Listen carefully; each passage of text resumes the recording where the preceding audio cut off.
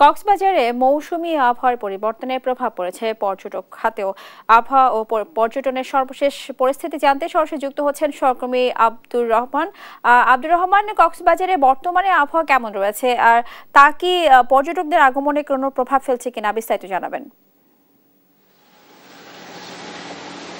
যেমনটি জানাচ্ছেন স্নেহা, কক্সবাজারের লঘুচাপের ফলে কক্সবাজার 3 নম্বর সতর্ক জারি রয়েছে এবং সকাল থেকে কখনো মেঘ কখনো বৃষ্টি, গুড়ি গুড়ি বৃষ্টি হচ্ছে এবং সমুদ্র উত্তাল রয়েছে। এবং আবহাওয়া অফিস আমাদেরকে যেটি জানিয়েছে, আজকে 3 নম্বর সতর্ক সংকেত রয়েছে। এটার ফলে কক্সবাজারের যে লঘুচাপটি বঙ্গোপসাগরে উত্তর পশ্চিম সৃষ্টি হয়েছে, সেটির ফলে কক্সবাজারের সহ সারা বাংলাদেশে গুড়ি গুড়ি বৃষ্টি থেকে বড় ধরনের মাঝারি বৃষ্টি হতে পারে।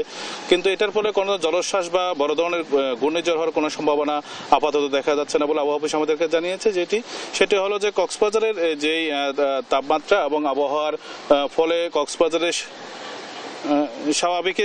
স্বাভাবিকের যেই তাপমাত্রাটি রয়েছে সেটি কখনো বৃদ্ধি পাবে বলে তারা জানিয়েছে এবং এটির ধীরে ধীরে লঘুচাপটি শক্তি কমে সেটি জলোচ্ছ্বাস এবং বৃষ্টির দিকে ধাবিত হবে তারা আমাদেরকে জানিয়েছেন।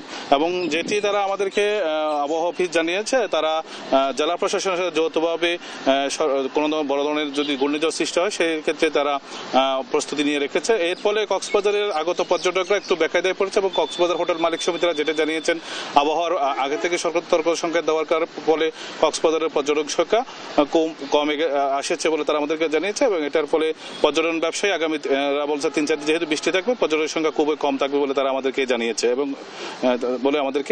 এটা ছিল সর্বশেষ স্নেহা আমার কাছে।